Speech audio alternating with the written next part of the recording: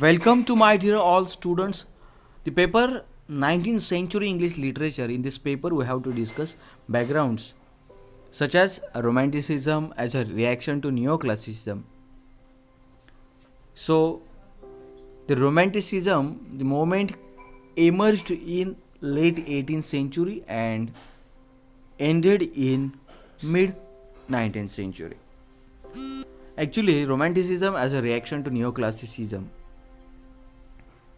it is a demonstration of what is just a romantic move, and it can be expressed as a reaction to neoclassicism. Romantic art depicts emotions, paintings, and exhibitions in a bold and dramatic way. The classical literature, the classicism, and after that neoclassicism, and on the other hand romanticism as a reaction to neoclassicism. After the neoclassicism, romanticism emerged in late 18th century, and the romantic art started depict in their literature like emotions, paintings, and exhibitions. The romanticism not emerged in literature only, but also in the paintings as well. And the skill of romantic artist, either romantic writer, they depict in a bold and dramatic way. एका वेगळ्या शैलीनं bold आणि नाटकीय किंवा रंगवून सांगणे ज्याला म्हणतो आपण, एका ड्रामॅटिक पद्धतीनं त्यांच्या इतिहास साहित्यामध्ये आपल्याला बघायला मिळतं. त्यांची वैशिष्ट्य आपल्याला ही बघायला मिळतात.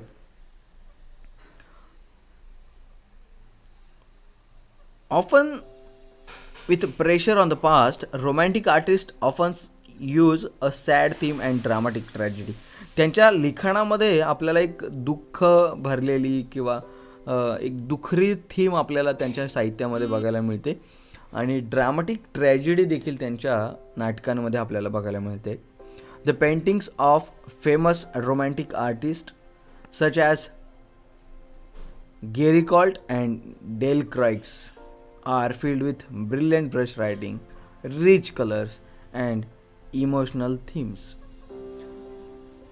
पेंटिंग्सच्या बाबतीत देखील आपल्याला famous romantic artist such Gericault and Delacroix जे आहेत, त्यांच्या चित्रांमध्ये देखील आपल्याला एक भावनिक थीम किंवा एक रिच कलर्स, ज्याला आपण एक समृद्ध रंग किंवा तशा पद्धतीचं एक पेंटिंग्स आपल्याला निसर्गाच्या संदर्भामध्ये म्हणा किंवा त्या पद्धतीचे एक रंग त्यामध्ये भरलेले असतात, की जे पारंपरिक न राहता एका वेगळ्या पद्धतीनं आपल्यासमोर मांडले जातात. Let come to the another paragraph of this romanticism background. So romanticism is the response to the neoclassical form developed around 1790. Romanticism ही जी कन्सेप्ट आहे किंवा ही जी बॅकग्राऊंड आहे किंवा ही जी चळवळ आहे, ही चळवळ निओक्लासिसिझमला रिस्पॉन्स करणारी जी चळवळ आहे ही डेव्हलप्ड केव्हा झाली तर around 1719. It means in the late 18th century. Written by Wordsworth, Byron, Shelley, Keats, Goldsmith, Gay, etc. या ज्या लेखकांनी जे काही साहित्य लिहिलं त्यांच्या साहित्यामध्ये आपल्याला रोमॅन्टिसिझम ही कन्सेप्ट किंवा ही चळवळ आपल्याला बघायला मिळते. Until around 1870, it was characterized by its primitive state, namely natural attention to wild and unpredictable state. आता त्यांच्या लिखाणाचा जर विचार केला किंवा 1870 म्हणजे इन द मिड 19th सेंचुरीचा जर विचार केला तर ती एक प्रकारे it was कॅरेक्टराइज्ड bye it's primitive, प्राचीन किंवा पुरातन गोष्टींच्या पद्धतीनं ती कॅरेक्टराईज केली जायची. नेमली नॅचरल अटेन्शन, एक त्यांचं जे नैसर्गिक अटेन्शन आहे किंवा नैसर्गिक लक्ष जे आहे ते अप्रत्याशित स्थितीकडे त्यांचं नैसर्गिक लक्ष आपल्याला बघायला मिळतं, किंवा त्यांचं जे साहित्य आहे हे सार्वजनिक आणि ग्रामीण जीवनावर केंद्रित केलेलं आपल्याला बघायला मिळतं.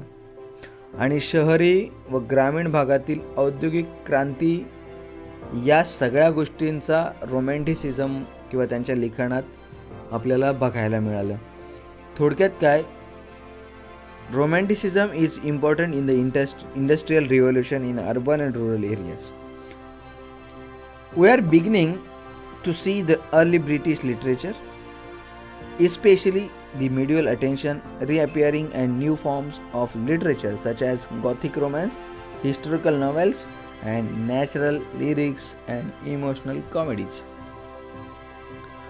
सुरुवातीच्या वेळेला जे ब्रिटिश साहित्य होतं किंवा ब्रिटनचं साहित्य होतं त्यांच्यामध्ये स्पेशली मध्ययुगातले लक्ष किंवा पुन्हा दिसणं किंवा गॉथिक रोमन्स किंवा जुनं जे परत त्याच पद्धतीनं किंवा हिस्टोरिकल कादंबऱ्या ज्या आहेत किंवा नॅचरल जे सॉंग्स आहेत त्यांचे आणि इमोशनल जे जोक्स किंवा कॉमेडीज जे आहेत हे साहित्याला एक नव्या रूपात मांडण्याचं काम हे रोमॅन्टिसिझमने केलं. म्हणजे थोडक्यात म्हणायचं झालं तर जे तेच होतं त्याला एका वेगळ्या पद्धतीचा मुलामा देण्याचं काम रोमॅन्टिसिझमनं केलं. Neoclassicism and romanticism are two eras of art, literature and knowledge movement. आता निओक्लासिसिझम आणि रोमॅन्टिसिझम ह्या हे जे आहेत हे दोन पिरियड्स आहेत, हे दोन इराज आहेत, हे दोन कालखंड आहेत जे कला, साहित्य आणि ज्ञानाच्या चळवळीच्या संदर्भामध्ये म्हटलं जातं. Showing some differences between them in the history of western culture. या वेस्टर्न कल्चरमधील या दोन मध्ये एक फरक जर दाखवायचा झाला, the neoclassical era was from the 18th century until the beginning of 19th century. Neoclassical era जो आहे तो 18व्या शतकापासून 19व्या शतकाच्या सुरुवातीपर्यंत, आणि romanticism on the other hand flourish at the end of 18th century. पण रोमॅन्टिसिझम हा जो आहे हा 18व्या शतकाच्या एंडिंगला फ्लरिश झाला, प्रसारित झाला, प्रकाशित झाला किंवा तो प्रसिद्ध झाला किंवा त्याचा आपण ज्याला म्हणतो फ्लरिश झाला. This is one of the main differences between the two era of neoclassicism and romanticism. They influence many areas such as literature, architecture and art. दोघांनीही लिटरेचर, आर्किटेक्चर आणि आर्ट यांना इन्फ्लुएन्स केलेलं आहे, त्यांच्यावर प्रभाव पडलेला आहे. But in literature and arts fields you can observe most of the characteristics of each age. Learn more about neoclassicism and romanticism. तर या दोन कालखंडांमधील जो मुख्य फरक आहे ते साहित्य आणि वस्तू कला किंवा कला यासारख्यावर त्यांचा प्रभाव पडलेला आपल्याला दिसतो.